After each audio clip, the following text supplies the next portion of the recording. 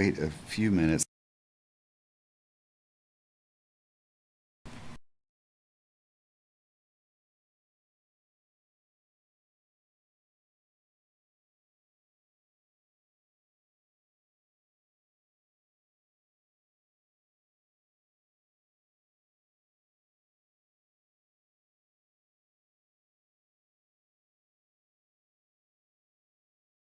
Is 11:01, so we're gonna get started and call the meeting to order.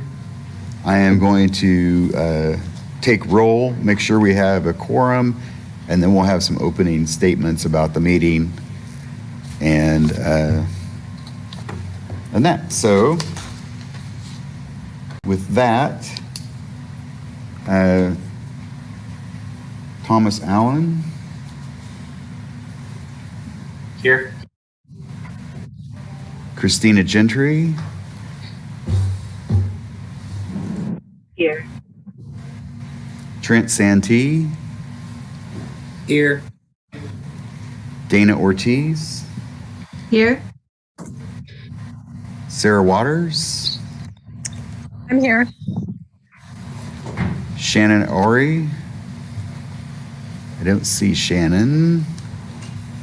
Edith Guffey. Here. Ron Gacious. Here. Monty Sokup. Here. I believe that's it. That's 8 members, and that does create a quorum for us. I haven't missed anybody. If I've missed somebody, please speak up. Okay, with that, I'm going to turn over to Leah to have our little opening meeting notes. Thanks, Leah. Thank you, Mr. Chair. Good morning, everyone. I have a few housekeeping items for this hybrid meeting. This meeting is being recorded and broadcast on the city's YouTube channel and cable channel 25. Excuse me. Please remember to mute yourself during the meeting when you are not speaking. The chat function for this public meeting is disabled. All chats will go directly to me. Unless you are participating during the meeting, please turn your video off. This allows the active meeting participants to be seen on screen. You will still be able to hear the meeting. When you are participating, please turn your video on. If you have any trouble, you can send me a chat. The city reserves the right to mute people or turn individual videos off to minimize distractions during the meeting. And now I'll make just a few notes on public comment. When the chair calls for public comment, individuals attending in person should approach the podium to indicate they wish to speak. The podium can be raised and lowered, and we encourage you to use this feature to ensure your comments are heard. Individuals participating via Zoom should use the raise hand function to indicate they wish to speak. Please leave your virtual hand raised until you are called on. Individuals will be called on in the order they appear on the host meeting screen. Please state your name before speaking. All comments will be limited to 3 minutes. Thank you, and now I'll turn the meeting back over to Mr. Sukup. Thank you, Leah. All right, we're going to move right into public comment. Are there anybody in the room that would like to comment? Seeing none here. Is there anyone out online that would like to make public comment today? I see Gabby Sprague would like to make a comment. Go ahead, Gabby. Is it possible to share my screen? It looks like it is. Give me 1 second here. I wanted to take a couple minutes. I didn't get the opportunity to present on behalf of the HSC, so I wanted to share a little bit of information and put things into perspective a little bit in regards to rent utility assistance. So from March 2021 through now, Douglas County has received $20 million in rent utility assistance. 18 million of that is to the Lawrence community. The HSC has distributed, well, the HSC now has a $705,000 to distribute until the end of the calendar year next year. This is 3.7% of what we had to work with from March 2021 through now, and less than we had per month from March 2021 through November now. So this is HSC funds from April 2021 through November 2022. This was the CARA funds that I just showed you, that 20 million number. And this is the HSC funds available for rent utility assistance now. To put it into a different perspective, we had it here. 1 second, sorry.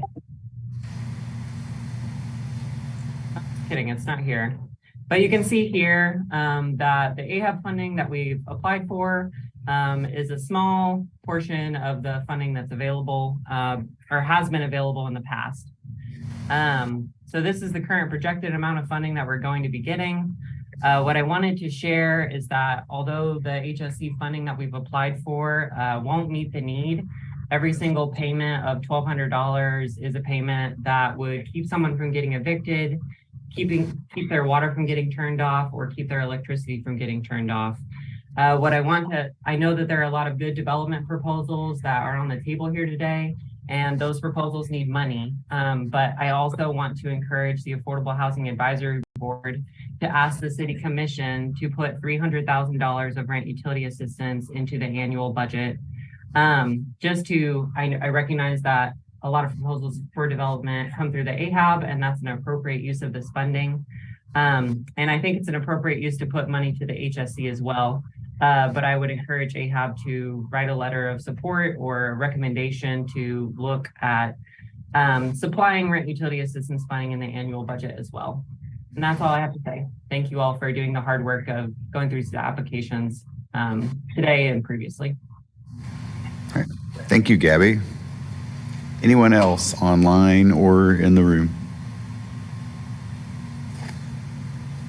All right, seeing none, we're going to move on to item B, approve the minutes from the October 27th, 2022 advisory board meeting. So I would entertain a motion to approve those minutes.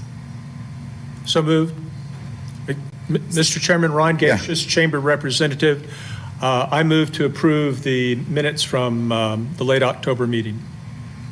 Thank you, Ron. Do I have a second? Sarah Waters, KU, second. Sarah seconds. Is there any discussion about the minutes? Mr. Chairman? Yeah, go ahead, Ron. Ron Gacious, Chamber Representative. I looked at the minutes. The minutes look technically fine. I do have one comment, though. The minutes reflect the fact that we took action on the issue concerning source of income. But the description in the minutes of what we took never actually mentions the topic. It refers to that we made recommendations to change chapter and verse of city ordinances without ever mentioning the topic. Somebody that was reviewing the minutes looking for that issue, for example, unless they knew what the ordinance reference meant, they would know that we had dealt with that issue at that meeting. So all I would ask is that in the future, when we're doing the minutes, I know that it's technically adequate to satisfy statutory requirements just to put in the reference to the ordinance chapter and section, but I think it would be helpful also to identify by topic what action we took. Thank you. Okay, thank you, Ron. Any other comments? Okay, seeing none, we're going to take the vote on this item. So I will read in order. And I'm also noting that Shannon already jumped on here, so I'm going to add Shannon into the mix as well here. So, okay, Ron Gacious. Aye. Thomas Allen. Approve. Christina Gentry. I approve. Trent Santee. Approve. Dana Ortiz. Approve. Sarah Waters. Approve. Shannon Oury. Approve. Edith Guffey. Approve. Monty Sokup, approve. Motion passes 9-0. We are on to item C, our regular agenda items. Thank you, everyone. Okay.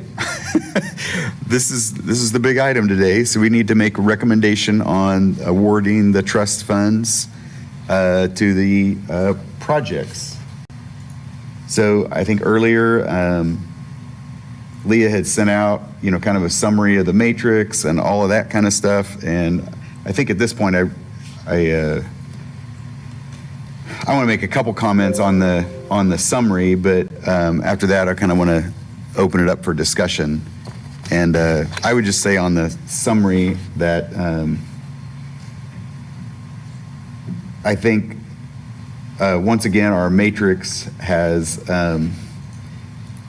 seen the variation in how people scored things and the different viewpoints people took. I think the matrix maybe leaves a little bit to be desired, and maybe we should think about at a future date considering reviewing that again. I know that's an old topic, but I still think the work would be worth the effort. And then I would also say that I'm not a big fan of looking at the averages. I think it's more important that we talk about each project and talk about the merits of each project and what those bring as they relate to how the goals we're trying to achieve. And I guess I would prefer we talk about the projects in that way. I know we need to score these to do that and kind of get some recommendations out there, but I think that helps everybody, the board members, put together their thoughts. But I'm interested in hearing everyone's thoughts about the projects, because certainly I could be swayed. I look at it one way, somebody else might look at it a different way, and I may not understand everything. So I hope we have a really fruitful discussion today. And with that, I would open it up to anyone else that wants to make comments, or we will kind of jump in here.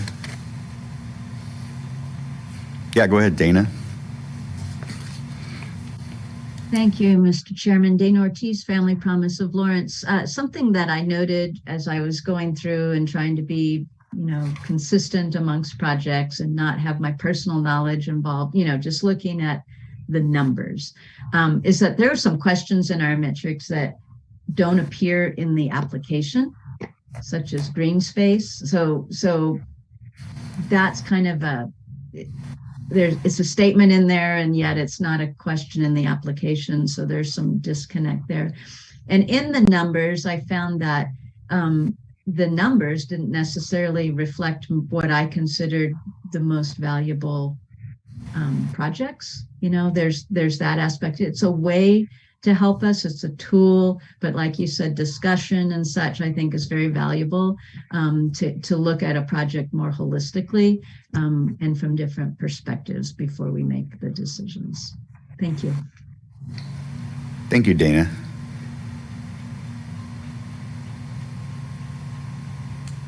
Other thoughts before we jump in? Go ahead, Ron. Ron Gacious, Chamber Representative. Mr. Chairman, I had some of the same concerns that have just been mentioned about some of the scoring, and I don't want to talk about the scoring, but I wanted to make the point that the matrix really doesn't help us create priorities based on community priorities. For example, how am I supposed to balance our senior housing needs versus workforce housing downtown? Or, what am I supposed to do with 3 LIHTC projects, 2 of which have not yet started, but one of which is well underway and didn't come to us originally asking for support, but now that they've got shortfalls in their budget due to unexpected cost, have come and asked for a considerable sum. Not a huge number given the total size of their project, but still a very large request for the trust fund. I would make the observation that the LIHTC projects, those all come from for-profit developers. A couple of years ago, I think, when Bert Nash came in here with some cost overruns on a project they had, and were asking us to be kind of the backfill at the end of the project to help them complete it, I remember that we declined that request. And the explanation, I don't know where it came from, don't know that it was mine, but the explanation was, if we say yes to meeting your budget shortfalls, then we'll have to say yes to every other project that runs short of funds at the end. I mean, I noticed in Leah's updates on current projects, attendance to homeowners has run into some unexpected delays, and that resulted in an increase in the cost of the lot that they were purchasing earlier this year. I mean, if we make a habit of plugging people's budget gaps at the end of projects, it's going to make it even more difficult to sort through what our priorities should be. Yeah. It's not difficult enough already. Okay. All right. Edith, go ahead. Yeah, I want to say about the scoring. I remember when we first started doing this, we made it very clear to ourselves, at least, that the scoring was not the main. It was important, but it wasn't going to be the main driver, because we were going to remember that the discussion and the context of what we heard was just as important as the score. So that while people may look at the score and say, wow, how could you do this given the score? That the discussion that we had among ourselves about individual projects was just as important as the score. So that, I mean, many people are new, the commission is new, and some people may remember that at one time, the commission actually, at the very first one, I think, the commission actually asked us, how could you do this? How could you grant this award given this score? Mm-hmm. And we said, wait a minute, it's not going to be like that. You could ask us, you can change it. You can do the award however you like. But we're taking the position that the score does not dictate the award. There may be some relationship, but that's not the way we're seeing it. So I just wanted to say that about the matrix. Thank you, Edith. Anyone else before we jump into projects? And Mr. Chair? Yeah. I have just a few items for framing. Okay, sure. This is Leah Roseland, Affordable Housing Administrator. I have a few items. First, I want to note that there are a few members that are absent at the meeting because they've recused themselves. Commissioner Shannon Reed has recused herself because of the conflict of interest with the Willow and the Douglas County project. And Rebecca Buford and Erica Zimmerman have chosen to recuse themselves from this process and the meeting in light of the ongoing discussions regarding an appearance or questions of appearances of conflict of interest and undue influence.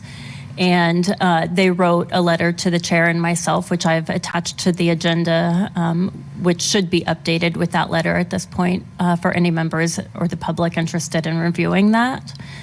I also want to note that discussions and framing of the matrix and the scorecard are very important, and that we spend at least a couple meetings discussing that. And the appropriate time to make changes and really get into the nitty-gritty of those tools are when we're developing them.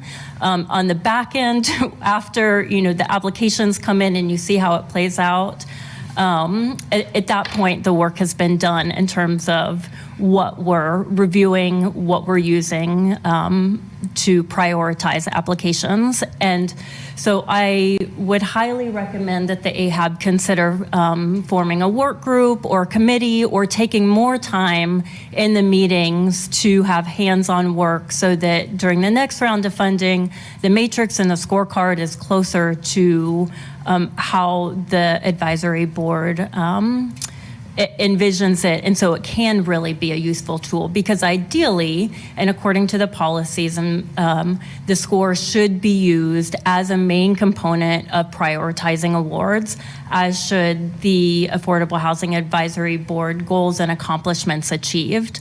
And in that way, the AHAB is making recommendations based on standardized criteria rather than sort of personal preferences. So just wanted to set up that framing and appreciate all of your hard work in doing this. I know it's a tough discussion.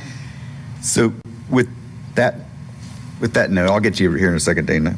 Can we just put that as an agenda item for the December meeting to either form a group or talk about it at the meeting so we just get it on the agenda for next one? We're going to get beyond that today. I would also note that Shannon Reed is recused herself because of her involvement. You didn't say this already, did you? I did. Oh, you did? Okay, I missed that part. Okay, Dana, go ahead. Thank you, Mr. Chair. Dana Ortiz, Family Promise of Lawrence. That's exactly what I wish to say, that we get that on the agenda ASAP because we've all gone through this experience with the difficulties of the matrix. So let's do it sooner than later, please. Okay. Thank you. Thanks. Okay, with that, Leah, can you put up do we have a little spreadsheet or something with the projects and then the funding recommendation? Yeah. Because I always think that's a good place to start as we start to look at these. And I'm gonna just jump in here because there's a couple projects I think that pretty unanimously across the board got fully funded. So I'd just like to get those out of the way and then we can start talking about the other projects as they go. I would say that we put $50,000 in for Independence Inc. And $53,000 in for the Senior Resource Center. Both of those were scored pretty highly. They're relatively small requests and they line up directly with some of our goals that we have not yet met. So to me, those were a couple fairly easy ones to get in there. And then I think at that point, if nobody's in disagreement with that, we start at the top and talk about the Burt Nash project. And I'm going to just open the conversation here, but certainly people jump in here. I really like this project. Go ahead. I apologize. Would you mind going back? You said 50,000. 50,000 for accessible housing program and 53,000 for the senior. So that's the Independence Inc. and the Senior Resource Center to be fully funded at 50 and 53. Thank you. Okay, so then back to Burt Nash. I really like this project. I am concerned that it doesn't have a site selected. So I think there's a couple things that we could potentially do here. I mean, to me, this project hits a lot of the right notes, and it certainly is a supportive housing project, which is the hardest, to fund, and certainly is going to take outside resources. I don't know if we could partially fund this time, and when they have a site, ask them to come back in the next phase, or if you just say, we set aside money for it somehow or whatever. But I'd like to hear more comments on that thought. Again, great project. It's not far enough along that I think we should be committing funds to it at this point, or that they ought to be constrained somehow to getting a site. Mr. Chair. Edith? Or go ahead, Edith. Go ahead, Edith. Yeah, I really like the project as well. I'm concerned about not having a site and tying up money that we could use in other sites and encourage them to come back when they have a site and we could fund it at a different time. Okay, go ahead, Sarah. And then I got Ron. And This is Sarah Waters with KU. I agree with Edith. Especially when we have 3 in process, including DECA in that, with Flint Hills and Wheatland. And then, I mean, Annex is already, in cost overrun. But so I agree. I don't think the Burt Nash proposal, I'd be okay if we didn't fund it at all right now because of no site. I'm also concerned about the overall budget ultimately based on the construction and current bid environments and whether or not that ask from them could be even bigger later when they just don't quite know yet. That'd be my thought. I will also quickly speak to Ron's point. I struggle with overrun on a project and funding it. I know I did speak to that a couple years ago with the Burt Nash project specifically. I think the environment's changed a lot, and the fact that Annex Group hadn't asked for any money yet, and just the sheer number of beds being built out there with the LIHTC funded projects, pretty important as a weighing it. But there's a lot here to weigh.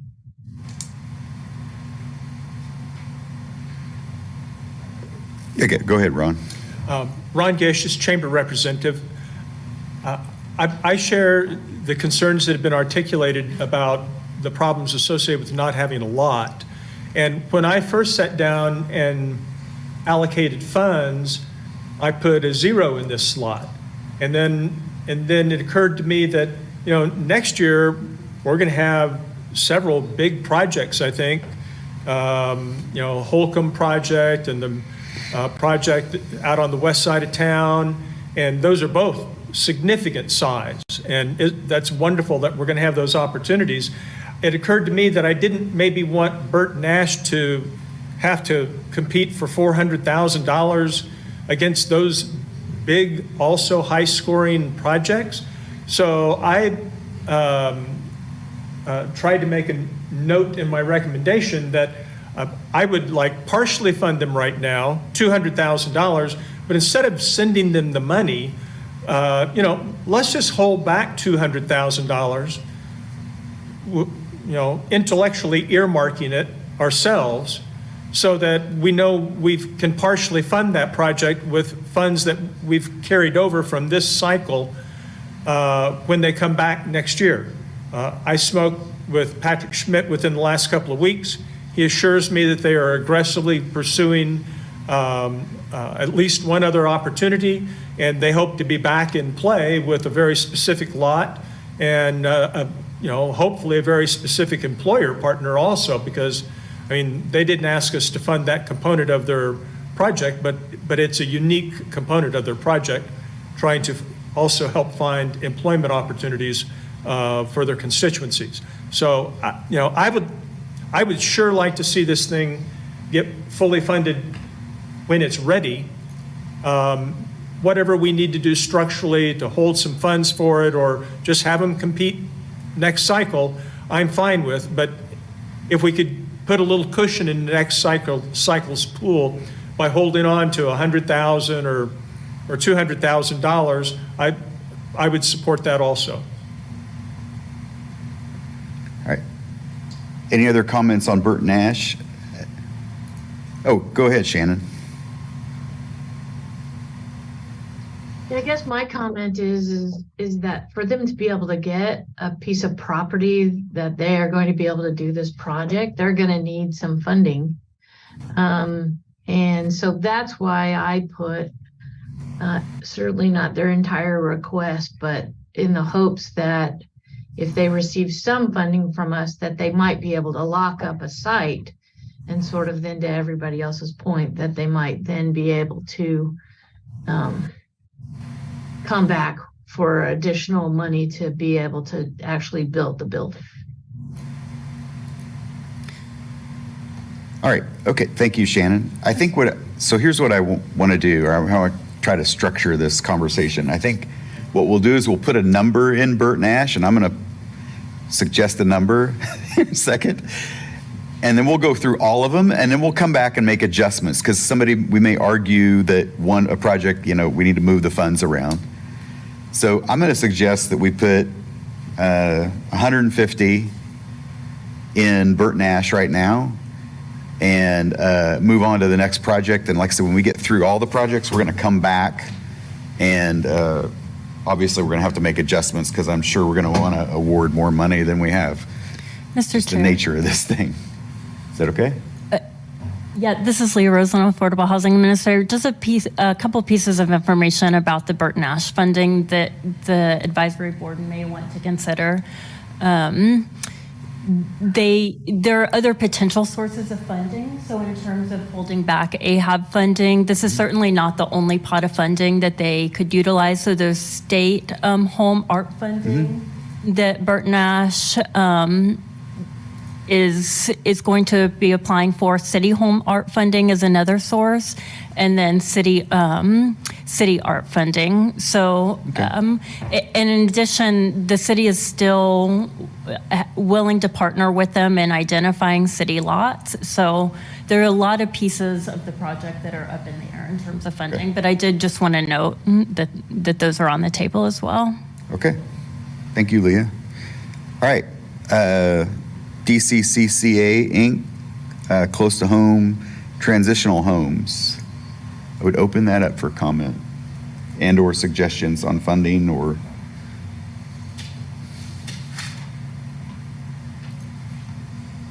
I'm not going to lead off every one of these because that wouldn't be right.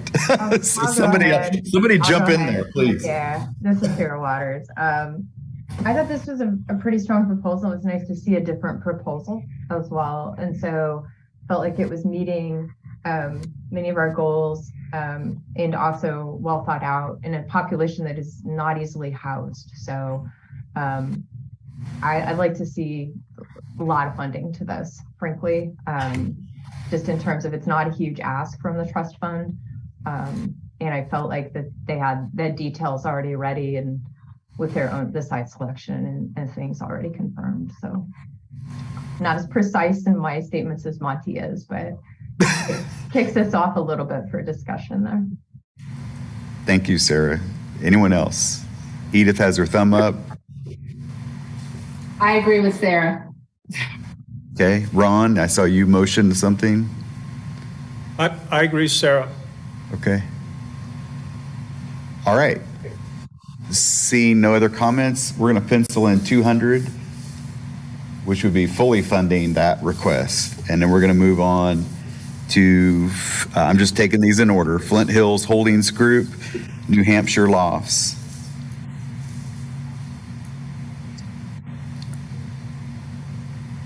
Go ahead. Yeah, Trent. Oh, Trent? Okay. Yeah, this Trent Santee, the Lawrence Home Builders rep. Real quick, I wanted to touch base on the last one before I jump into the Flint Hills. I was under the impression that that one seemed like it was very preliminary in its stage. Wasn't that, and maybe I misunderstood them, but I got the impression that they were very early in their funding campaign and that this wasn't something that they were going to be able to move on in the near future. You're talking about DCCCA close to home? Yeah. Maybe I misunderstood what they were saying, but like I said, I was looking back at it and I like the project and I prioritized it lower because to me, it seemed like it was too early in the process compared to some of the other projects. And I think everyone's kind of already touched on that already, but that took to me, the projects took a huge priority if they were in the sweet spot of if they were basically ready to go right now. But so maybe we could just have some clarification on that specific project when we come back to it. Yeah, this is Shannon with the Housing Authority. I am aware, I know that they own the land, that they have a design, that they've engaged already in a public donation campaign, and that they I think have like the county is also I don't know if they finally voted, but there has been discussion about the county also providing funds. So I do think that I graded them under the impression that they were ready to move forward. This is Leah Roseland, Affordable Housing Administrator. In looking at their budget, if If the AHAB did fully award the request, then they would have half of their total project costs covered. They have 1.8 committed already.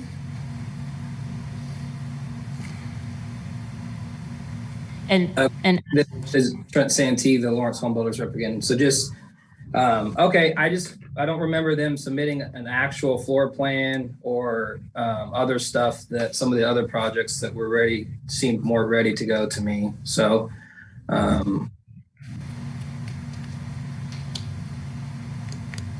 okay, well, I'll jump back into the next one, the Flint Hills one. I really like this project. Obviously, they came and presented out of cycle, and we told them to come back.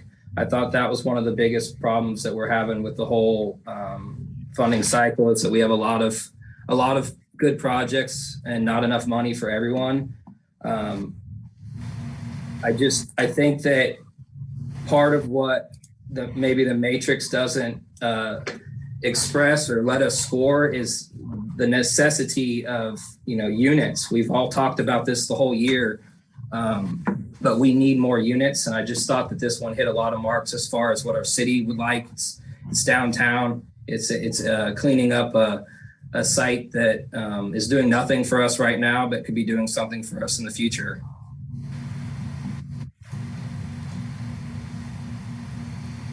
Yeah, go ahead, Ron. Ron Gacious, Chamber Representative.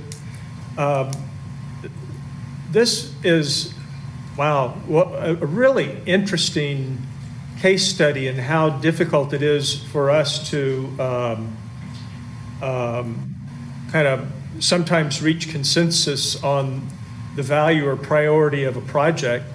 Individual scores on this project went anywhere from 0 to 100.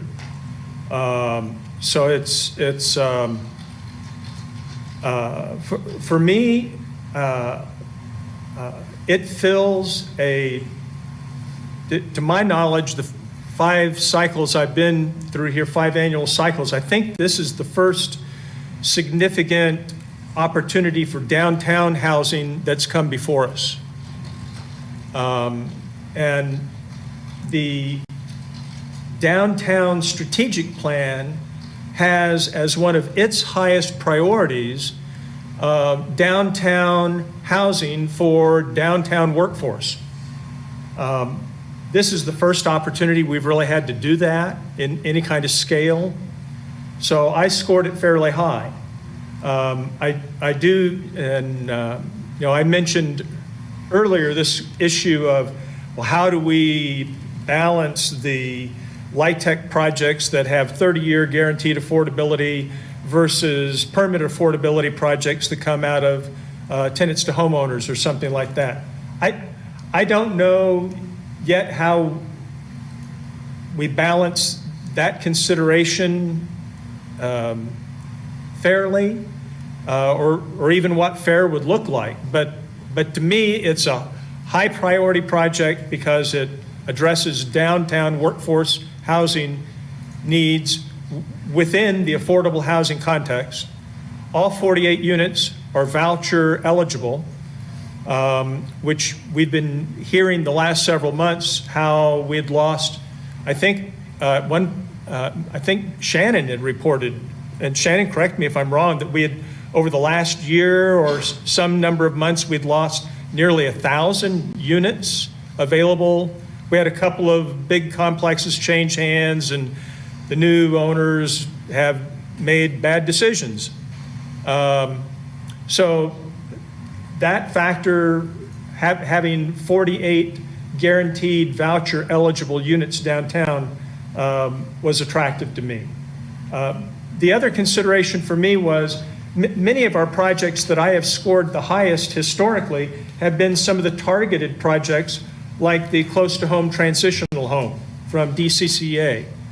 I want us to be able to really close the gaps on some of those targeted housing projects, and I think AHAB has done a good job of recommending close to full funding for a lot of those. This project's not as targeted. It's I'm going to call it a broader opportunity affordable housing project, if that makes sense. And so for me, it kind of helps balance. We've got a number of highly targeted projects we've done for very specialized needs, and this one certainly fits that category of DCCA. And then we've got some broader projects that anyone in the workforce that's relatively low income working downtown would now have an opportunity to work, walk to work. They wouldn't have to own a vehicle. Those were considerations for me rating it more fully funding. And I didn't recommend full funding, but for rating it a little bit higher than some of the other projects. Okay. Thank you, Ron. Edith? Yes, I had a couple of concerns. One of them is of course, timing. I really like the model that people have the LIHTC funding and then come to us, because this is, it states that they really need the LIHTC funding, but they haven't made application for it yet. And they wouldn't be ready until 2024. And so I think it's a good project. I really like that it's downtown. I'm a little concerned that there are so many limited 2-bedroom apartments. But, you know, I hear that 1 bedroom is what's really needed. But I do remember a public comment also asking about for there to be more 2 bedrooms. But I would support funding the project, but the timing again is the one that's primarily concerned for me. And so I know that this developer would hear, well, you said come back once, and to hear come back again would not be probably very happy. But for me, it is, again, a timing issue. Monty, soak up chair just a second. Leah, is it possible for us to, if we were to grant funds, to say they would only be awarded if they receive the LIHTC award at a later date? So that might be one way to think about this. We could, you know, award a certain amount and say if you get the LIHTC funding. Hold on, Ron. I had Shannon already up in the queue. Sure, then sure. I'll go to you. Go ahead, Shannon. Yeah, I mean, I support all 3 of the LIHTCs, and quite frankly, if we could figure out a way to get a funding in 2023 that met Flint Hill's request for LIHTC and supported that, and we're using 2023's money instead of 2022, and able to fund the other 2 projects which already have LIHTC funding, you know, I mean, I'd be in favor of trying to maximize all 3 of these projects, because quite frankly, on the Union, the sheer number of those units is very attractive. And what I watched everybody's presentation, and what I heard there is that if we don't help, the rent is going to go up, and I don't like that outcome. And so I would like us to see if we can't find a way to fund all 3 of them as much as we can, even if that means we got to have a quicker cycle for funding in 2023 so that we can meet Flint Hill's needs. This is Leah Roseland, Affordable Housing Administrator. To that point, there are some affordable housing trust funds in reserve that was going to be an agenda item to discuss in December, whether the AHAB wanted to pull some money out of reserves and open up a round 2. In addition, the AHAB was awarded,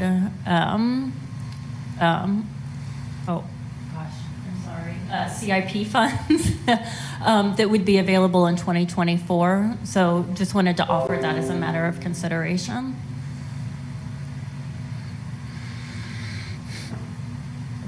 Leah, do you know the amount of those reserve funds that are going to become available? I believe that Just the there's magnitude. up to $1 million that the AHAB could utilize. And that's from projects that were awarded and never executed. Yes, and the budget is set based on estimated sales tax, and more sales tax was collected than was Okay. anticipated in the last year. That's good. Yeah, that's good and complicated. Okay. All right, well, does anybody have a suggestion for what we might put in our box here for funding? Are we thinking that is some amount of funding for this project, contingent upon a LIHTC award? Is it, zero, and we say we have more funds in the future that we're going to be awarding? And yeah, go ahead, Dana. I'm just looking for an idea here. I'm looking for some clarification then of what Leah said, because following on all these projects, these exceptional projects, is there a way that we can reserve some of the partial funding in this exercise here for that for further decision in December? What is at play with that? What tools do we have at our ready resource in order to make good use of what Leah just told us, with an additional $1 million potentially?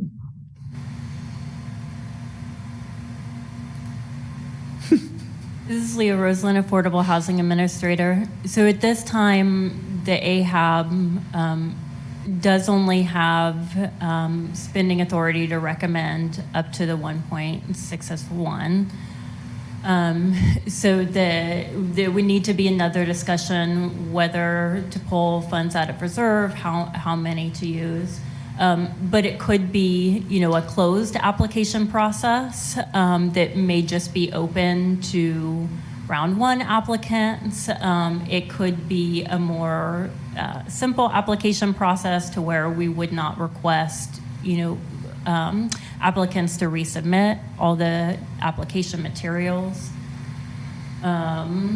It could be a much more targeted application process, which was one recommendation that I was going to make, whether we just open up an application for new development or infrastructure and pool that with future CIP funds. Go ahead, Sarah. I think you're going to.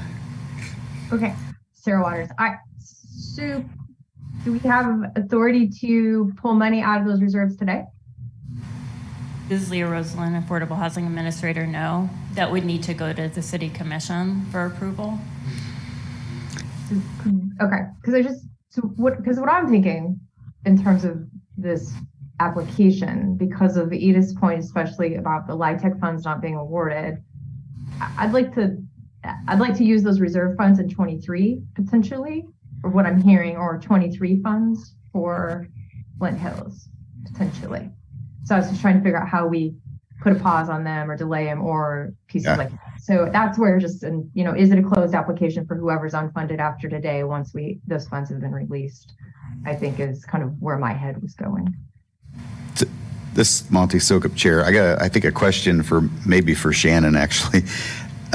If we were to award some amount of funds to this project, does that help this applicant in going into the LIHTC application process with their will they be more likely to get their LIHTC award with these funds in hand? Because my thought process there is we could make, even if it was a small award at this point to the project, they go then get the LIHTC and they could come back and go, okay, we got the award, now we're asking for XYZ. So go ahead, Shannon. I'm kind of directed at you. Yes, it's going to be part of that decision tree that the Kansas Housing Resource asked for, basically. So yes, and I do recall Tony saying he was very open to sort of 2-year funding. 2-year funding. I don't know if we can do 2-year funding, but I mean, I do think that is an option. And it will, I mean, I have I'll look it up real quick, but I have, they put out a document that basically says how they're going to score things. Mm-hmm. And qualified allocation plan for 2023. I will look it up as we speak, but All right. I'm pretty sure the answer is yes. Go ahead, Dana.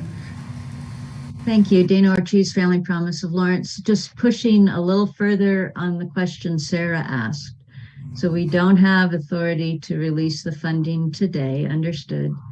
Do we have the ability to make a recommendation to release funding to further fund these projects that are in our hands currently? So I think based on what Leah said, that's in our December agenda to consider that. So I think we do understood that. but could we push it further and make a recommendation to the commission that we fund these projects to this dollar amount with the released funding in December or whenever it's available? I'm just looking at how far can we push this envelope today and also appropriately fund projects that we all agree are important to get going. Right. Okay. This is Leah Roseland, Affordable Housing Administrator.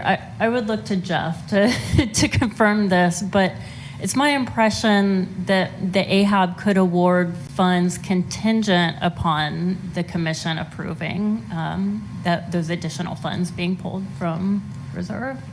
Is that, or no?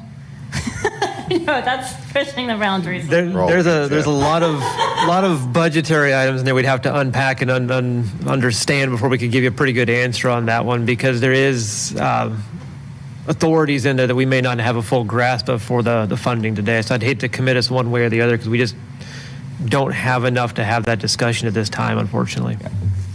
Okay, so The earliest that could go to the city commission is January. So so whether the decision is made today or in the December meeting, it wouldn't get onto the commission agenda any earlier. yeah. Okay, thank you. I think I'm gonna throw something out here and let people comment on it. I think when this project came in out of sequence, this project asked for a few $100,000, knowing that we would award more later and they would make second application later. So I'm going to suggest that we pencil in our spreadsheet here, I don't know, 100,000, 200,000, tell me a number, and that we say, this is to get you going, and then come back again when you have the LIHTC funding and we'll fund the other piece, and this award would be contingent upon getting the LIHTC funding. But it would be that first in money that would help get the LIHTC funding. Can we do that? Oh, I was saying Trent has the same. Oh, Trent. Oh, sorry. You're better Yeah. waving at me because It's I'm not good at seeing the hand there. Trent And then Santee, it Lawrence Rep. It wasn't so much to respond to your question as it was to jump in on just finalizing some thoughts on this project. I was still under the impression that he had his construction financing in place if we gave him this money, and that he was going to start right away and worry about getting the LIHTC money later. I don't think that's the case based on his current application because it has a much later start date. But go ahead, Ron. Ron Gacious, Chamber Representative. Trent, I believe his explanation was when he made the request in July, he was in the pool for that last summer's LIHTC decisions. And if he had been granted the LIHTC grant by the state, he was prepared to begin construction this fall. But he did not get picked in that round, so he is resubmitting for next cycle.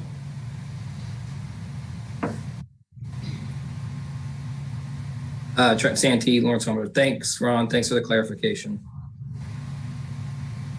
This is Sarah Waters. Monty, I'm going to go back to what you said before Trent offered his perspectives. I like your proposal, Monty. I think, though, I would like to also give some today, but then could we also strongly consider the idea of anybody unfunded today is in an internal closed app once those other funds get released. So I think Leah had spoke to that as a potential as we define what that up to $1 million maybe from reserves is going to be. So I'd like Flint Hills to have, even if it's just a checkbox, but yeah, we'd like a further consideration for that initial funds that we could do that in that earlier cycle, maybe in 23. Because this project is great and should be funded, but I understand why we're not necessarily looking to do it all today because we've got some other great here too.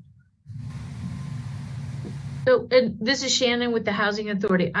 So there is a funding category in this qualified plan that refers to below market loans and support. And if we were to give more than $10,000, they would receive the 10 points available in that bucket. Right? Good. Right. Okay, I'm going to jump out there. Y'all making me jump out there. I'll do it. Let's put 100,000 in the column there for now, and let's go to the next one, and let's see where we end up. We can always make adjustments to that, but let's do that and move on to the next project because we got some great projects here. You have hands up, Mr. Chair, from a couple folks that just need to okay. start talking. I'm sorry. Yeah. Thomas, go ahead. Yeah, Tom Allen, member at large. I was raising my hand for the Wheatland investment project. Can I start in on that? For the what project? The Wheatland? next project. Oh, yeah. Go. Okay. So, I really like this project. I have some concerns about the aspects related to sustainability and the density. And I'm still struggling to wrap my head around sort of a 3-bedroom unit for senior housing. Also, thinking of some of these areas being on 2 levels. And sort of, again, the 55 plus age restriction. I really like the project. I also think that if it were for a more traditional family, then it would be, at the top of my list. But I just wanted to bring that up. That was my biggest concern with it. All right, Edith? Yeah, Wheatland has done a good project. We've seen them before. I am concerned about 15 years affordability as opposed to 30 years. And any award that I would support, I would ask them to move it to 30 years affordability. Thank you, Edith. And I'll just note that during their presentation, they did say they would do 30 years, and this is you guys, right? Is that a commitment? I mean, we can count on that? It'd be a 30-year if we made an award? Make it contingent in our award. Yeah. Okay, so we can make the award contingent upon a 30-year affordability. So I think we've got that question answered. You guys can't see them maybe, but they're here they're represented here in the audience today. I really like this project. They have delivered a couple other projects for us successfully. I don't have personal experience, but I've driven through, and they seem to be well-managed properties. So I just really like this project, and I'd like to see them, get a sizable award today. Go ahead, Dana. Thank you, Dana Ortiz, Family Promise of Lawrence. I have a question then, since they're there, if we can, I have a note on my paper here when I was evaluating that somewhere, either in person or in the presentation or in the application, if not funded in full, that the project would be put on hold. And I don't recall where that note came from. This is Leah Roslin, Affordable Housing Administrator. They're saying that is not accurate. The project would move forward. Thank you. Go ahead, Ron. I think Ron's got his hand up. And then Tom has his hand Tom up was too. first. Oh, Tom, go ahead. Sorry, I just, I hadn't loaded my hand. Go ahead, Ron. Thank you. Oh, okay. Okay. then- Okay, Ron Gacious, Chamber Representative. As I recall, when I reviewed this application last week, they indicated that the construction would extend over 2023 and into 2024. And I'm wondering if this could be another example of where we could provide partial funding this cycle, and then as they're preparing, to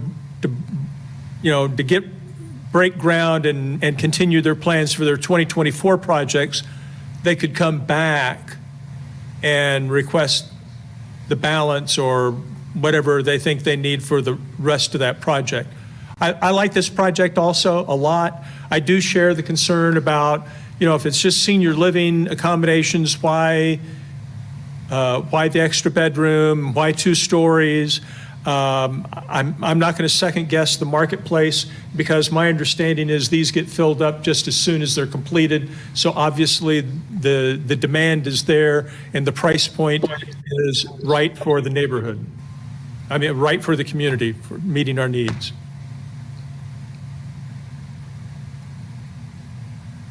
Thank you, Ron. Anyone else? Anyone have a suggestion for the funding amount?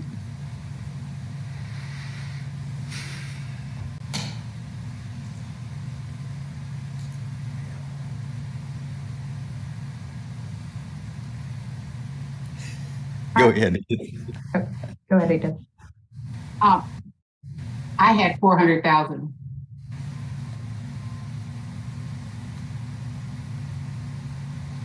And I was going to say 350. So just throw something in to start. So let's put 400 in and let's see, again, we're going to revisit most of this and try to balance this out once we get to the end. So let's do that and go on to annex group loop union at the loop. this is Sarah Waters. I'll jump in. I spoke briefly on this a moment ago as well. I think this is outstanding location. Just great location, accessible to Billy Mills, Broken Arrow, up the road to Lawrence High, easy to shopping and easy to transit. And so drive by it every morning. So watching this go up is been really interesting. Coming down K10, right? It's just right there. So it's a lot of money and it is an overage. And I, again, said earlier, I really struggle with that. But I think just based on what they're doing with 2 and 3 bedroom units, and the sheer volume, this really hits a lot of the boxes that our trust fund is supposed to support. And so I don't know if it's all the money, but a lot, I think, from the trust fund for this to get this going, so they're not raising rents, because that was what was stated, that the rents would have to go up to make up the difference on their pro forma. And so I would support putting a significant amount of funds, $500,000 plus easily to this, if we could make that work today.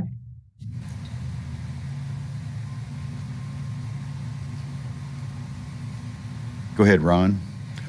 Ron Gacious, Chamber Representative. I agree with all those comments. My only reservation here is that the developer fee in this project is 11%. Our developer fee in the other 2 LIHTC projects is 7%. And as I said earlier, these are for-profit developers. They are risk takers. And now I think kind of the counter argument is, yes, but the last 2 years were extraordinarily unusual times for construction generally, and affordable housing even more specifically. So I wouldn't want to see the rents go up either. I would sure prefer to see them make an adjustment in the developer fee before they started making rent adjustments. While I originally didn't support making a contribution here, I think some of the arguments I've heard have been very compelling, and we certainly want to get that number of units completed. It will make a significant impact on our community.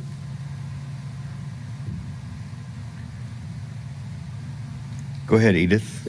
I'm talking a lot, but I agree 100%. I would support funding this at the full amount requested.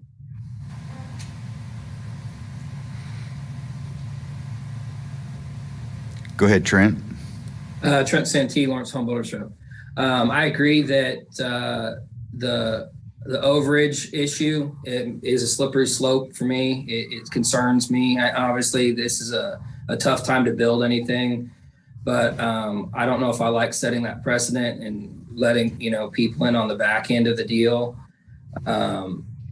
I personally would like to see the funding go into the other newer units to get them started. I know that we want to keep the rents down, but this is a massive company that they're self-sufficient without us. I understand that they are going to tweak the rents, but these other projects are regional or local and need the money to help to get the units started. And that's where the priority kind of looked at from my perspective.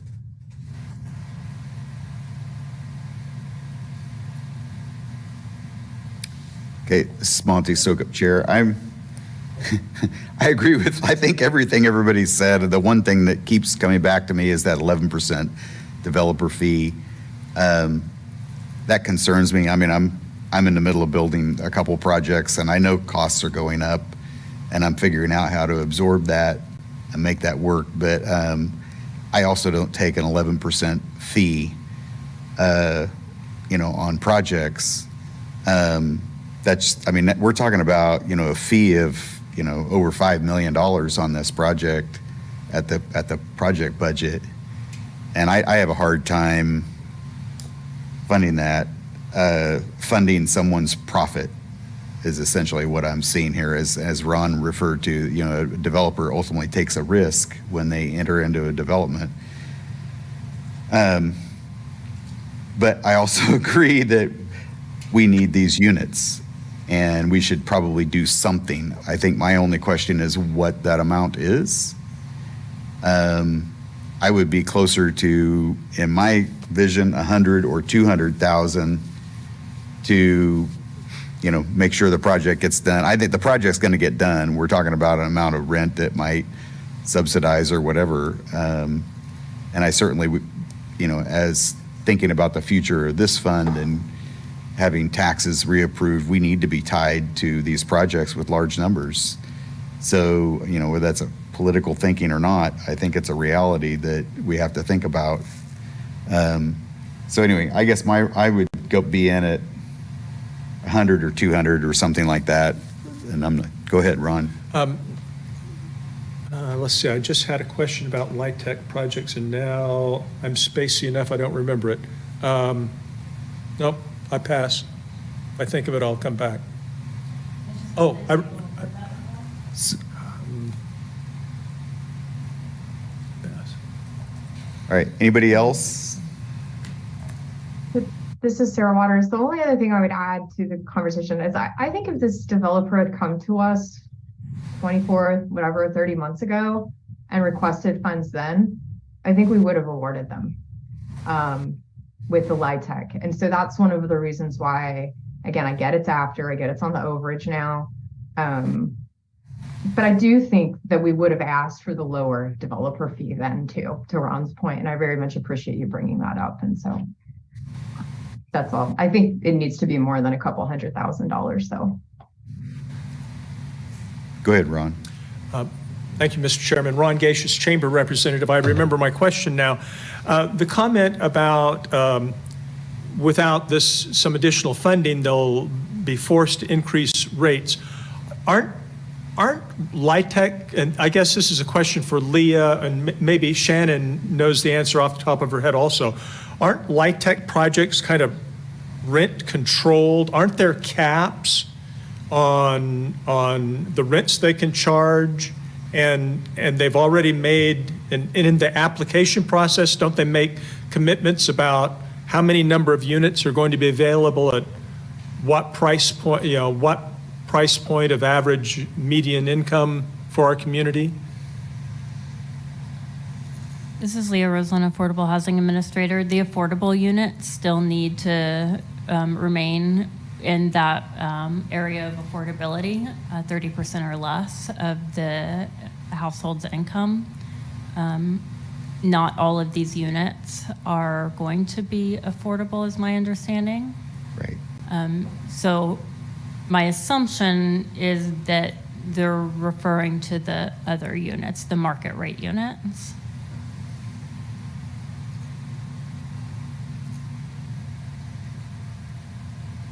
Okay, go ahead, Edith. Then, okay, how about we start with 500,000? I think it needs to be more than $200,000. What if we start with $400,000? Okay, I'm okay with that. Let's pencil in 400.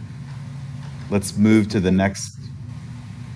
And unless somebody is objecting, let's move to the next project. Again, we're going to come back and look at this when we get down to the bottom. Are we already over our allocation? Not quite yet. Okay. But we're running out. Okay, so really we're running down. We have HSC and Willow. So let's talk about HSC.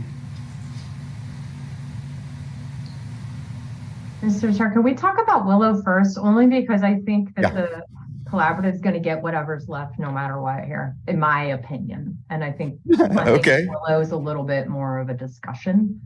And then it's going to be about moving money from others or being creative potentially. That's how I think about it. Okay, let's talk, unless somebody objects, let's talk about Willow. And I'll go ahead and just start. This is Sarah Waters. I was not impressed with their presentation. And it didn't feel like some of our questions were answered. And so I honestly don't know that we should fund this at all. And I think coming back, even though I get the services, I get how critical it is.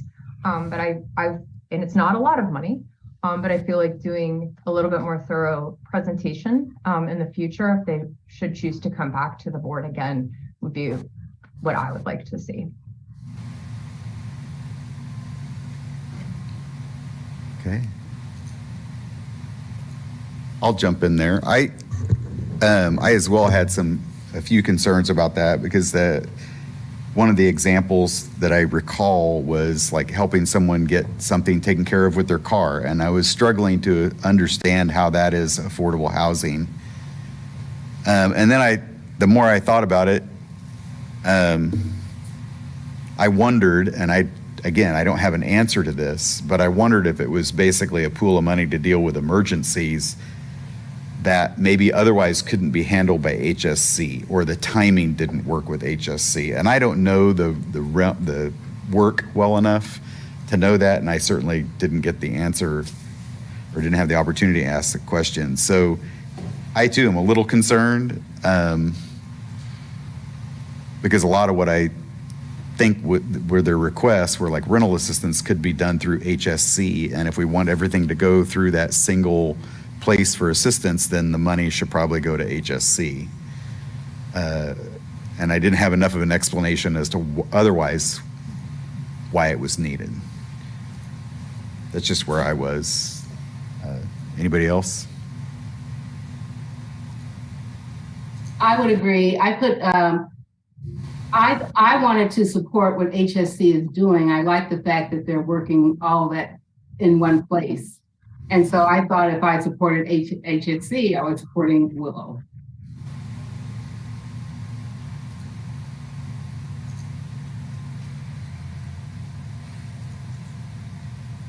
Okay, this Monty Sokup Chair. Shannon or Dana, you guys maybe work closer with them. Do you have any other explanation? I mean, any reason to, it sounds like we're headed for zero funding on Willow. Is there a reason to do some amount of funding or something that we just don't understand because we don't have the answers? Or is that a reasonable, go ahead, Dana. Dana Ortiz, Family Promise of Lawrence. I agree with Edith. In fact, Willow is mentioned in the HSC application as well for the same things as a collaborator. And this is Sarah Waters again. I think Monty, you said it again. Always so eloquent, my friend. I think if Willow, I think for them, if they would come back in the future and could give housing specific things that these funds would go toward, then that would definitely be something we want to look at.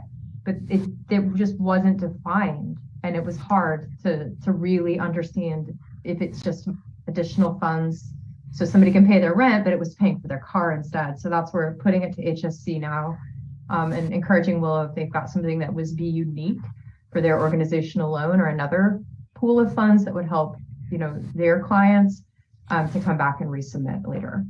Okay. Thank you, Sarah. Dana, go ahead. Yeah, Dana Ortiz, Family Promise of Lawrence. Along those lines, Sarah, with HSC and funding and priority populations in crisis, I think there could be some work that we could do collaboratively in our region to better fund certain priority populations that are extremely vulnerable. Okay, so seeing no other objections, I think we have 0 on Willow in our spreadsheet. And Leah, what does that leave at HSC? And then we'll have more discussion about what's that leave us for HSC?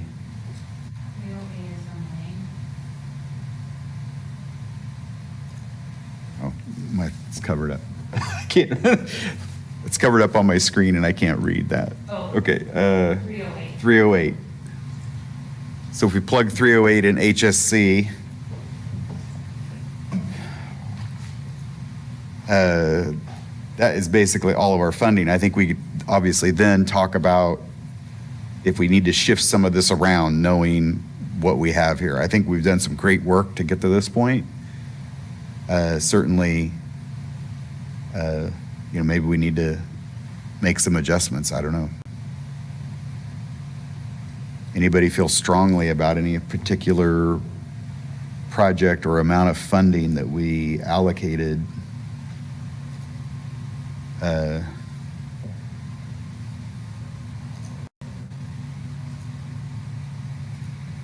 This is Sarah Waters. I think we should bring Burt Nash's funding down a little bit because it was after the Burt Nash discussion that we learned about the reserve funds. It would also, yeah. Yeah, I mean, and you know, where does it go, right, is the next question. And, you know, does it go to the HSC or does it, you know, go somewhere else? But especially if we're going to open up that kind of second-ish internal, that's kind of where my head is, right, for those reserve funds later. And since they don't have a site secured yet, pieces, but maybe 100,000, maybe 50,000, honestly, would be where I would potentially look at Burt Nash. Because again, great project, but just not really there yet in terms of ready to fund. Thank you, Sarah. Dana, you had. Dana Ortiz, thank you. Family Promise of Lawrence. I would like a clarification. We've had on this discussion so far, really good discussion, where we're making the recommendations of a second ask or coming back, as Sarah mentioned. How I want to make certain we're capturing that so we don't just collectively forget it. You know, how do we make sure that is understood by this body, especially if the body changes? So how do we make those determinations to make certain that we stay true to our intent today? Thank you.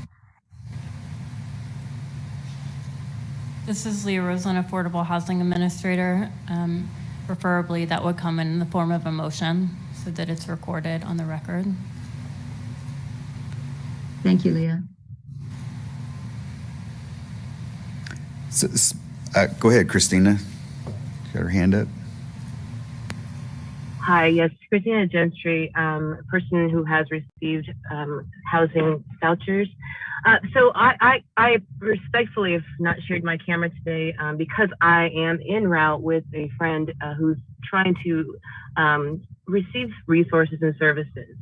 He's a person that I know is in emergency crises, and I'll leave it at that. But I want to just kind of chime in here quickly about emergency services that are needed. And I'm not really sure if we understand completely, and I'm pretty sure we do, since we're all in the space of affordable housing and talking about it every day in our respective jobs. But we are in a crisis. There's absolutely no capacity or no space for anyone that I know who's currently looking for a home. Here, we have our Lawrence Community Shelter is at capacity. Right now, there are tents being supplied to folks who are needing immediate homes. So my recommendation, my suggestion would just be to, and seeing that we did not support Willow, it was a 0% the group consensus was. I would recommend that we look into taking some of those fundings that we had for Burt Nash, maybe possibly, and moving to support in 100% the Housing Stabilization Coalition. The presentation given by Gavi this morning, if it didn't resonate, it resonated fiercely with me about how much emergency services are needed immediately. And I understand we have a projection that looks into future and getting built homes, but right now is a crisis. And I'm watching it unfold as I'm not even able to really connect with you guys completely, just to make sure that this is something that doesn't affect someone that I love. So can we have a discussion about how we can support the Housing Stabilization Coalition in its resources that are allotted to our community members almost immediately because of the crisis that we know that we're experiencing with houselessness? Maybe that conversation can happen and continue to happen, but I'd like to see how we can move monies to some of the places or to the applicants that we maybe weren't so sure about, and fully support the Housing Stabilization Coalition, especially since Willow is not receiving any funds. I just want to just come back to those emergency services and know that there's a need, an immediate need, and I think we need to see that too in this discussion. Thank you.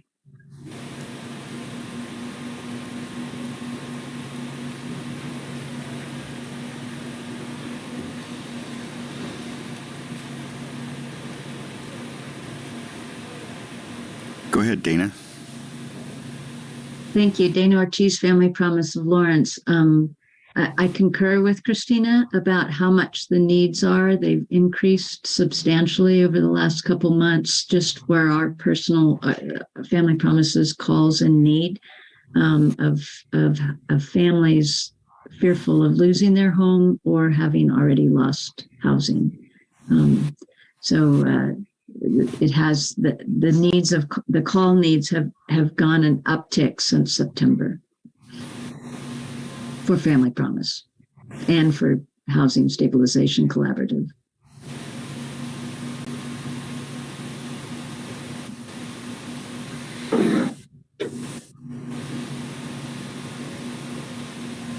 Go ahead, Ron.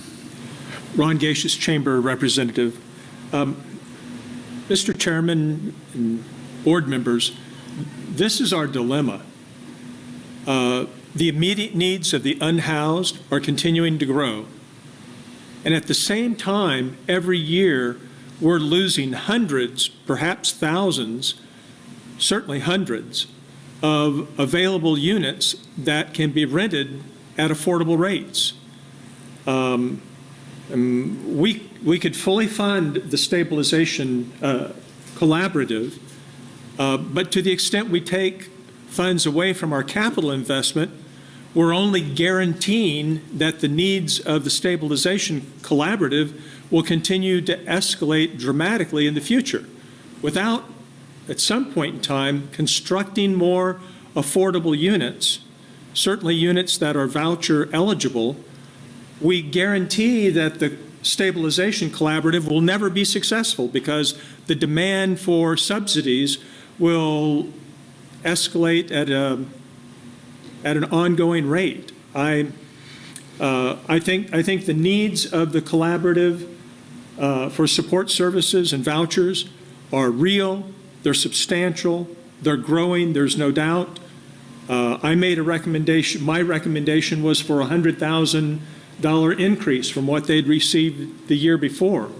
But then I was going to talk about maybe capping it at that, so that to the extent we've got additional resources available to us, we can start putting them in the ground so that more units are available in the future.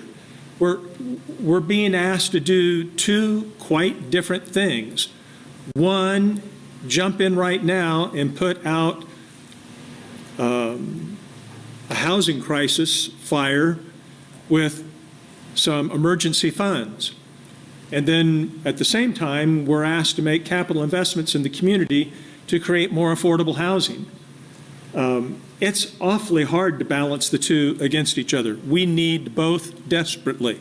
And I don't like taking funds from one for the other, and I don't like leaving either one of them underfunded. But we're left with limited resources and an almost unlimited and rapidly growing need. Thank you, Ron.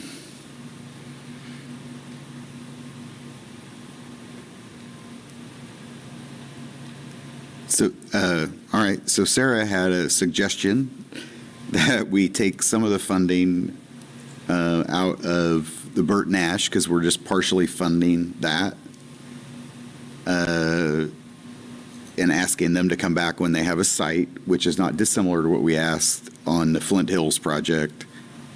So if we had that $50,000 or $100,000 from that project, whichever it is, how would we distribute that?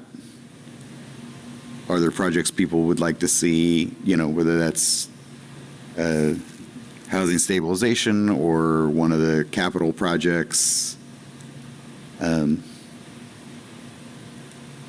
Any thoughts on where we might put those funds, or if there were other projects you might modify funding on? This is Sarah Waters. I'm gonna come into Dana kind of asking us to hone in on how this, again, I'm back to the reserve funds, because I think that's what's critical here.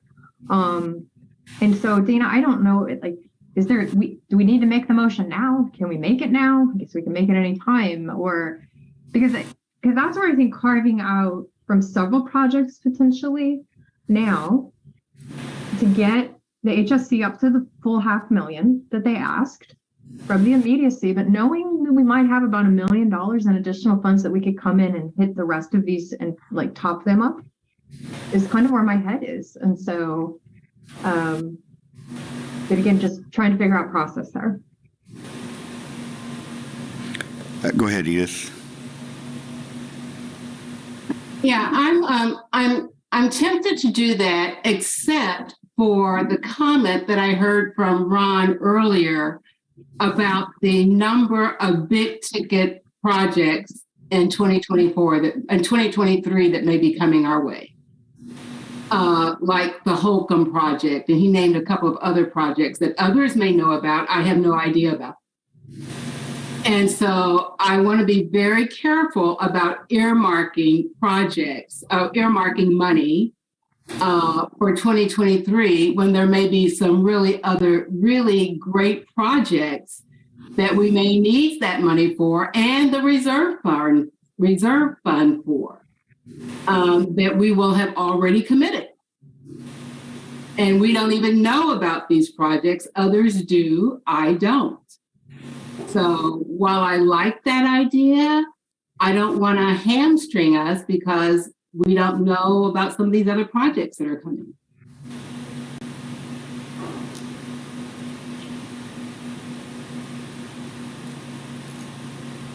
And I just say, let's just spend it now, because again, right? I just don't know what's coming. And so again, I get it. And I appreciate that as well, Edith, because of those biggies, but, or maybe we, right, have to think about once we get the confirmation of what those additional funds are, that we're not going to do all of it. It's going to be another 600,000 and we hold the other 600,000 or whatever for the next AHAB cycle. So Go ahead, Edith. Or maybe someone could tell us, those people who know some of the things that may be coming down the pike. Is it some secret that some people know and some people don't?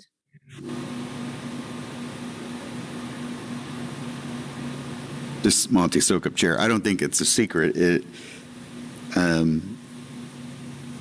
There are projects being worked on all the time. Some, look like they're going to come to fruition and some don't. I think we've talked about, the Holcomb Park, the possibility of acquiring Holcomb Park, and that would become a project. Obviously, we know about the Tennis to Homeowners project out in West Lawrence, out by K10, that is coming down the pike.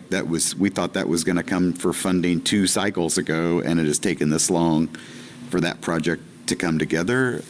I'm also aware of a project that Tennis to Homeowners and Habitat for Humanity are working on, a piece of ground that they've secured out on Castle on the Curve at 31st and Castle there. So there are projects coming down the pike.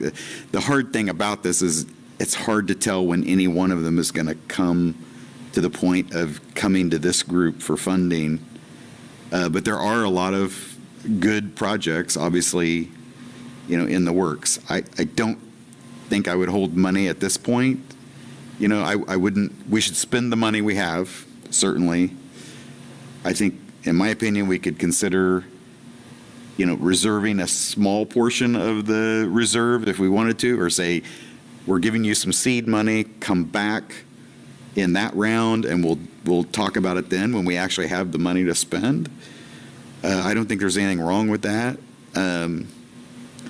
My bigger concern, and I'm going to sound like a heel here, but the HSC, I am concerned that we are increasing the funding out of this fund and not building capital assets. I'm just flat out, we're pulling the babies out of the river, but we're not figuring out where the babies are coming from. That's my analogy there. And then we need to do that. We certainly have to pull the babies out of the river, but I'm afraid that we become a funding. We commit $500,000 now. We're going to have half of our trust funds committed to those services from here on out, I'm afraid. And I don't know that we can afford to do that. Again, I feel like a heel for saying it because we have people out there in great need. But the county, it maybe isn't the responsibility of this board to solve that entire problem. I personally had them in at the same funding or maybe a little bit more than we had last year. Last year we funded them at $250,000, and we were given a COVID crisis story, which was true. We're obviously not out of that story. I just have a hard time not building permanent assets that help us climb out of the hole, to be frank. So that's where I am. I would fund them at 250 to 350 if it were me, somewhere in there.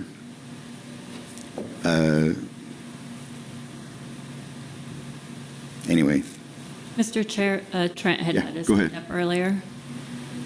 I was kind of going to echo what you were saying. I like the idea of us spending our money now and prioritizing the stuff that we think is in need now, and essentially telling the people that can afford to wait to come back. I don't know if it's possible, but I'd love to see maybe a 2 funding cycles in a year instead of just 1.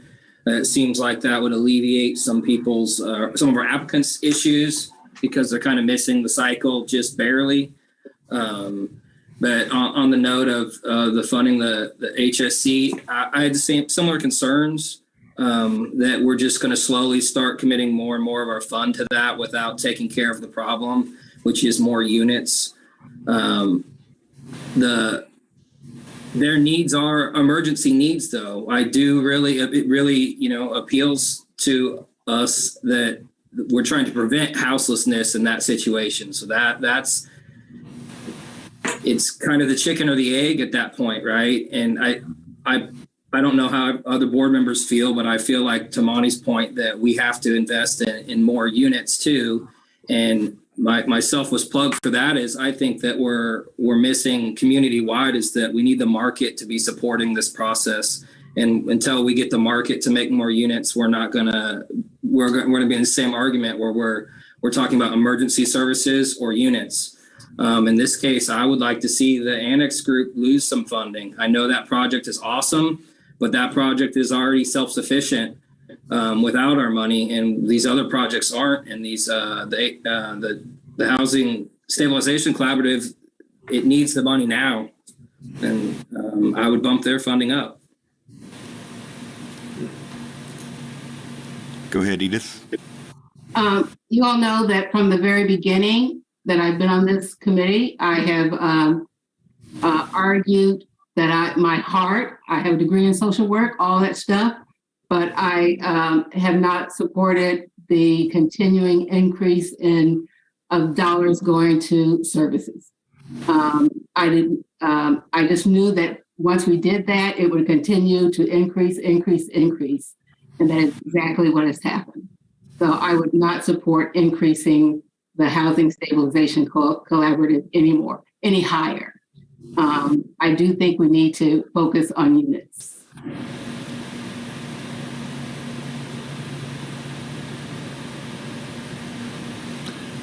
Go ahead, Ron. Ron Gacious, Chamber Representative. I have a question for Leah.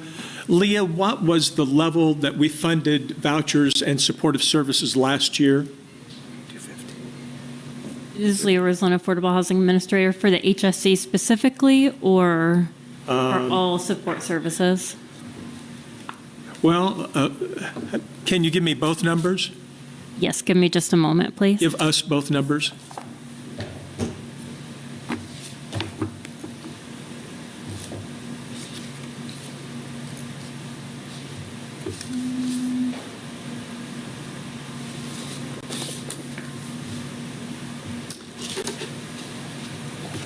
So in 2022, Lawrence Habitat for Humanity was awarded, well, that wasn't for support services. The HSC was awarded $300,000. And the Lawrence Douglas County Housing Authority was awarded $50,000. And those were the two support services.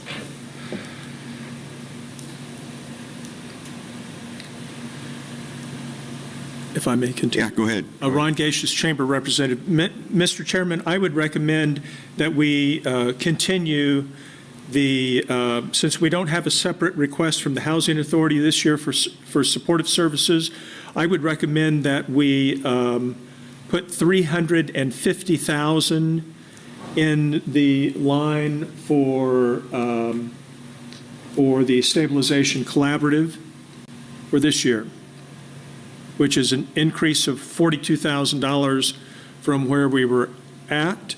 And I would recommend taking that $42,000 from the Burt Nash allotment. I think somebody earlier had suggested reducing that by $50,000.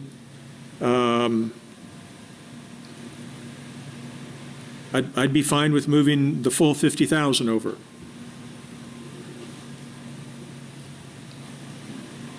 And then, as Edith has suggested, I would like to see us kind of stabilize that commitment. But that's going to be subject to the recommendations of advisory boards of the future.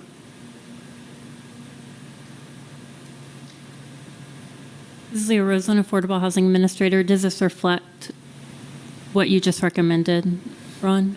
I can't read it. Oh, here, yes, ma'am, that'd be fine.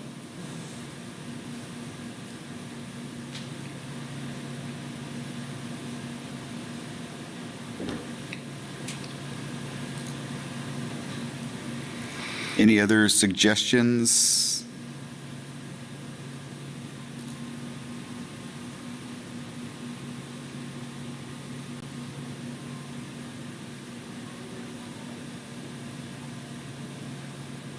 I'm going to make a suggestion, and I don't know if anybody will like it or not, but I would suggest that we move 100,000 from the Union project up to the Wheatland project.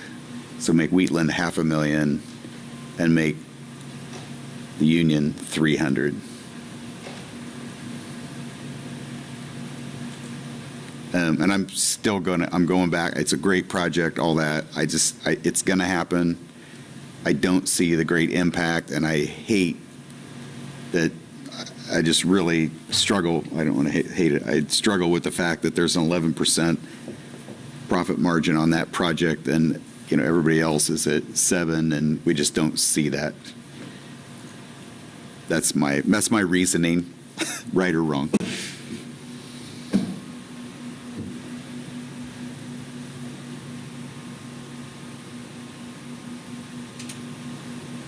This is Sarah Waters.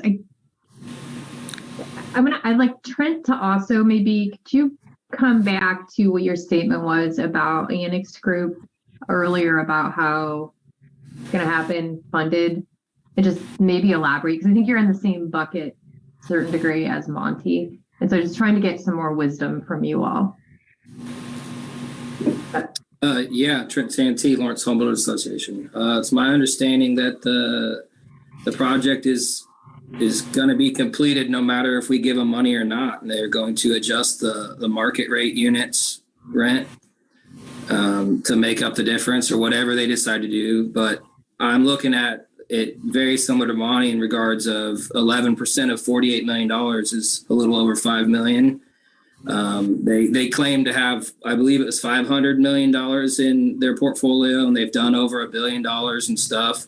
So it just doesn't sit right with me to give to pad their pockets when their project's already profitable, when we have other projects in need.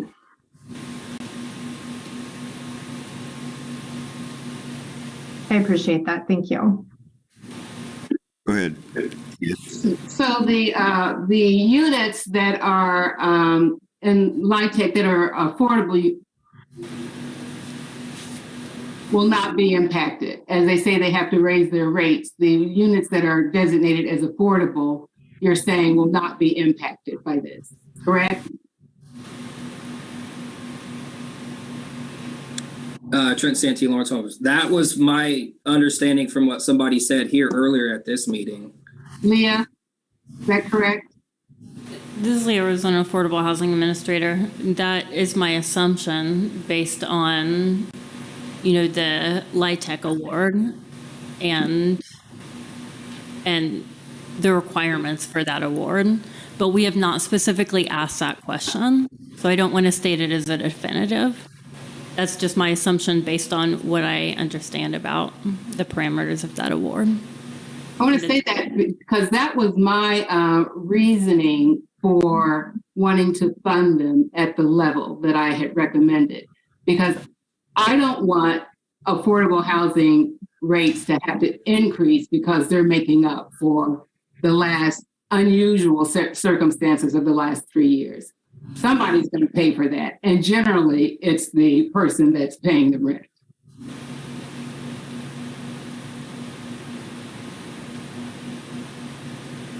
This is Sarah. Can someone confirm, either Shannon or Leah, that if you take LIHTC funds, that you are obligated to meet those LIHTC requirements for cost of housing? Oh, yeah. I mean, is that a true statement? I mean, That is a true statement, yeah. okay. Yeah, and the part of that I am not aware of, this is Shannon with the Housing Authority, is that they would have proposed so many units in various buckets, right? And so some are more, I think you saw in their app, they're like 50 to 60% of AMI, but that doesn't mean they can't go below that. And so what I don't know is, I wish I knew, but are they moving now? They're going to have to take more people than the 60%, which would still comply with their requirements, versus people who they thought they were going to take at a lower percent. I do not know the answer to this question. That was my question as well. Whether they would just raise the AMI that they're serving within that range. Well, according to their application, all of their units are in the 50 to 60 range. Okay, Ron, did you have something? Ron Gacious, Chamber Representative. My comment was going to be that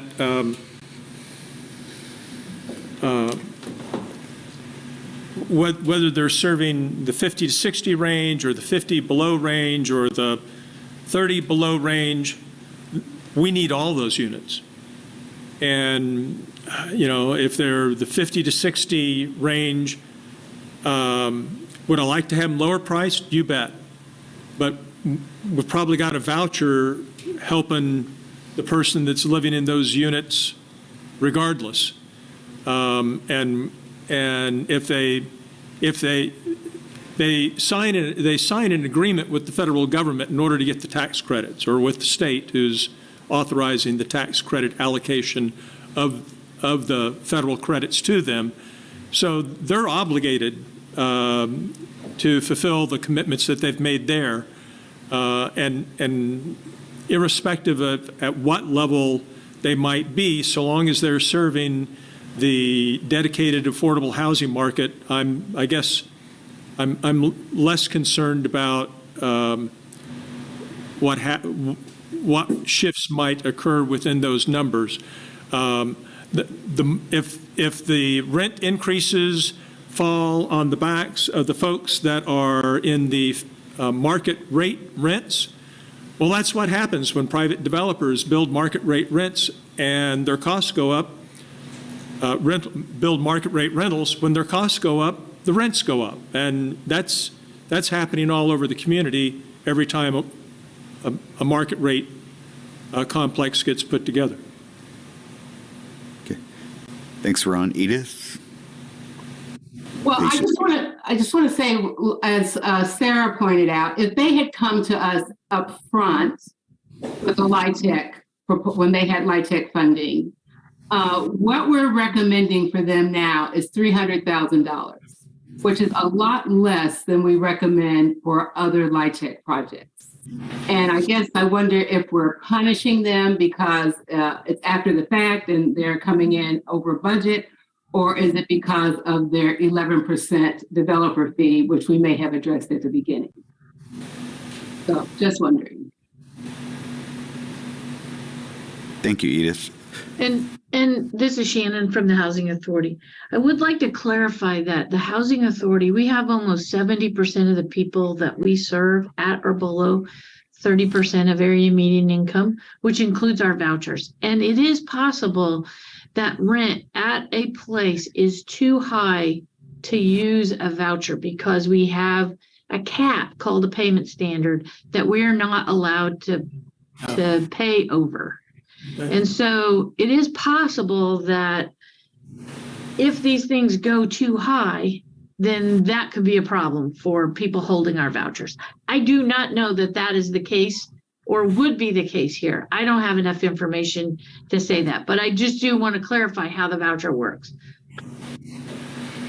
All right. Thank you, Shannon. Edith, did you still have your hand up? Okay. All right. Okay. So I'm going to draw us back in here. We've got about 10 minutes, and I'd like to kind of try to wrap this up if we can and stay on schedule. We have basically, we've had great discussion, a lot of great points, Mick. I really appreciate our discussion today. We have what I think cumulatively we have come to at least some level of understanding on how we would propose to fund these things. If there are any kind of final comments on that or any other adjustments people would really feel strongly about making, I'd like to hear that. Otherwise, I would love to entertain a motion to adopt this funding proposal as it appears on the screen.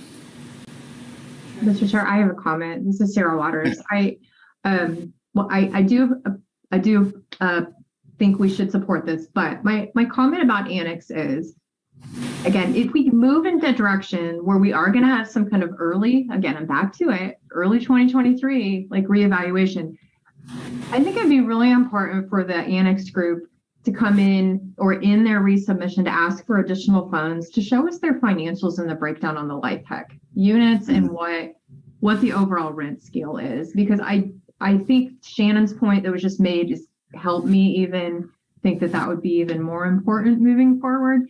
Because again, great location, I think a lot, but we don't want, because they're having to increase the market rate units substantially to make up the differential on whatever we want to cause, say is the cause of that. We don't want people with vouchers and in the lower AMIs to then not be able to live there. Because again, it's a great development. And so if Annex could do that, if they are able to resubmit or reconsider in an earlier and another layer, I think it'd be really important. Thank you, Sarah. Dana? Thank you. Dana Ortiz, Family Promise of Lawrence. A couple points. An hour and a half ago or so, Edith mentioned the previous time where we used our numbers and we went to the city commission and they said, how come you gave this amount of money? The numbers don't jive. So I'd just like to currently point out that our numbers don't match the allotment between Wheatland and the annex group. So just throwing that out there. And the second point is to Sarah's question. There are experiences on a weekly basis where somebody who we work with at Family Promise falling within that 30% AMI or less bracket has a voucher in hand and the rent is $50 above what Shannon's housing authority is able to cover. So they are not able to use that. And I have no idea about this particular unit, but that is not an uncommon situation with a family who is qualified for a voucher.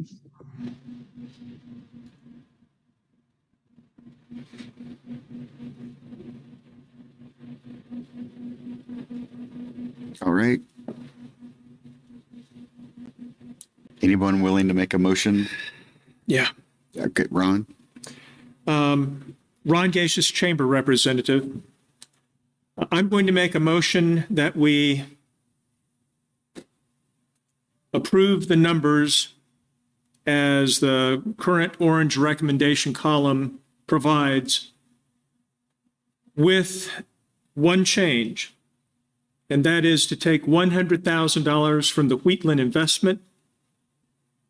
So it goes from $500,000 to $400,000, and that $100,000 gets added to the annex group allocation. So those two projects, this round of funding would receive the same amount of money. And Mr. Chairman, I make that motion. I second. All right, so we have a motion and a second. Is there any discussion?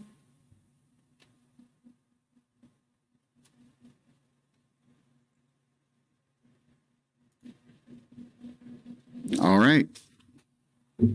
Seeing no discussion, I'm going to call the roll. Ron Gaseous. Aye. Tom Allen. I think Tom had to leave. Christina Gentry. Yes. Trent Santee. Yes. Dana Ortiz. Yes. Sarah Waters. Yes. Shannon Ory. Yes. Edith Guffey. Yes. Monty Sokup, yes. Motion passes 9-0. Thank you for your work on that today. I have no idea where my agenda is at this point. I shuffled the paper around. Leah, go ahead, Dana. And if Leah, if you could pull up the agenda, we'll get the rest of the meeting taken care of. I just want to revisit something we've talked about numerous times, that we spoke about a few of those projects back on the sheet, the orange column of the sheet, that we would ask them to come back. Do we need to Leah said we would cover that in a motion. So do we want to do that to make certain that our intent is recognized as a formal motion?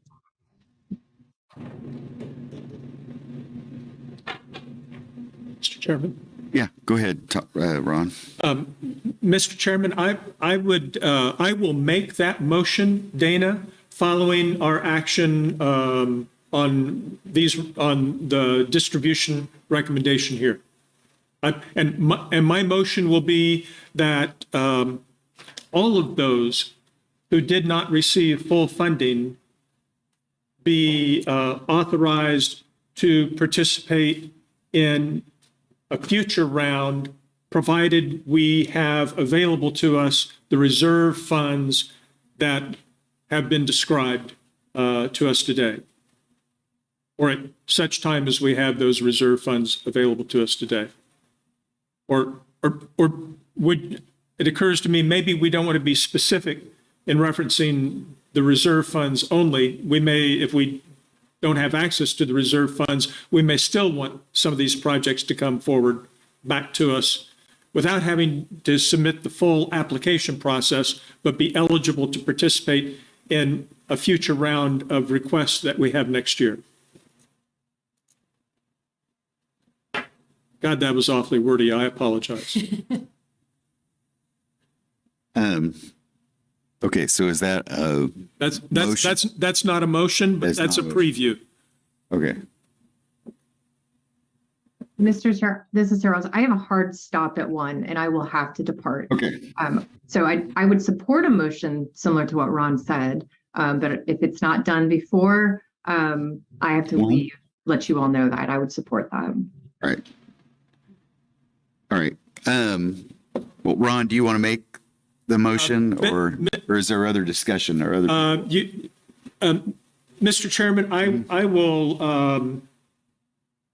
will add the second component of what Dana and I just discussed, the recommendation that those that have not been fully funded be allowed to participate in the next round of funding consideration in the year 2023, and make that a part of the original motion if that's permissible with the second.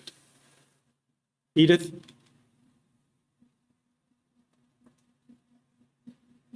Second. Yes, it is permissible. So we've got both parts, both of those issues tied together now.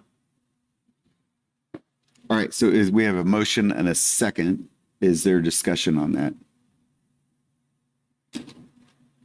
Mr. Chair, this is Leah Roseland, Affordable Housing Administrator. Can I clarify what the motion is, please? So I have moved to recommend 2023 round 1 applicants that were not fully awarded be considered for round 2 2023 funding without resubmitting applications. Is that a correct summary, or did I miss something?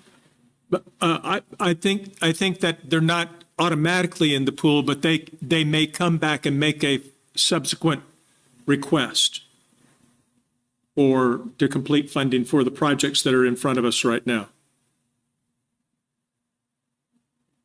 Okay, and I have a point of clarification. Is that Ron? I think you said once we understand what the reserve balance would be, could be the first time they could do that, but they could choose to come again at another time as well. Yes. I want to keep it as flexible as we can. Yeah, I think what Ron's saying is when we have additional funding, that these applications would be accepted. Oh, okay. When we have whether it's reserve funding or regular funding cycle, that they could essentially resubmit Okay. Okay. their requests. Okay, is there any other further discussion on that? I'm going to make a comment, but I think that's implied that anybody could make a request at any time on any funding cycle we have. So I don't think this is necessarily necessary. It's duplicative. But I also don't think it hurts if we want to send that message that we would approve this message. So with that, if there are no other comments, I actually have a question. go ahead, Edith. Yeah, I thought there was some suggestion that the reserve funds would be a closed cycle. Is that even possible? Is that possible to do? This is Leah Roseland, Affordable Housing Administrator. So there is not time at this meeting to get into the specifics about what the next round of funding parameters will be. And so there are different possibilities of what the AHAB could recommend happen with the next round of funding. To Monty's point, it is true that I think it's implied that any applicant would be eligible to resubmit an application. So Yeah, so let me jump in there. This is Monty Sokup, Chair. I'm just going to say it'd be my preference that we take this up at the December meeting when we have time to flesh it out and figure out what we want to do and commit to these people that we'll take it up in December and figure out what that maybe process, and maybe we'll know more about what the funding looks like at that point. I think we just make a statement that we're going to address this. I think that's probably enough for the applicants at this point. So with that, I guess I'm probably inclined to vote no and say that we'll take it up in December, because I feel like we're trying to rush through something that's a fairly complicated issue. So are there other comments? And then we can take the roll, because we have a motion and a second. We have to close that. So we have to approve or deny that.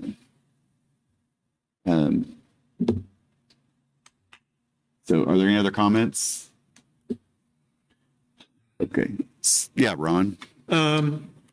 Okay, a little parliamentary trick here. I'm going to ask that we divide the question. If the second part of the motion is controversial to some and they don't want to support it, then I would ask that we divide the question, consider the funding recommendations as the first component, and then consider the second component. And that change can be made with the concurrence of the second. If the second doesn't want to do that, we'll proceed as already in front of us. I agree to divide the question.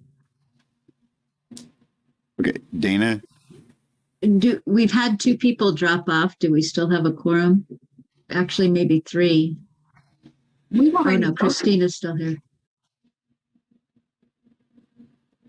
So, Leah, do we have a quorum? I'm Christina Gentry. I'm still present. we still have a quorum if nobody else goes away. Okay, so we have a quorum. We've established that. So, okay, it's a little complex, but the motion on the table that has been seconded by Edith is that we approve the funding as was shown in the spreadsheet. And that is a single motion, and we're going to vote on that. And then we'll take up the second issue. Well, that was already voted on. Oh, that was voted on. Okay. So that's cleared. So then our second issue is whether we're going to guarantee that maybe not allow people to apply to a second process or third process in 23, basically automatically make application for projects that were not fully funded. Does that make sense to everybody? Are we ready to vote on that?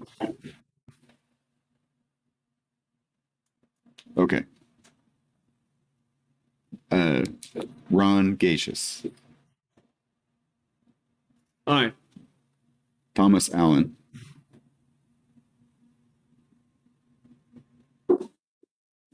Thomas is no longer with us. Christina Gentry.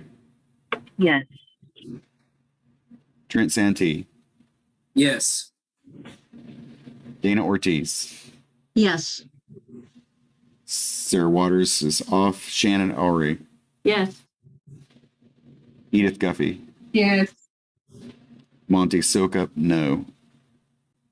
That motion passes 6-0, 6-1.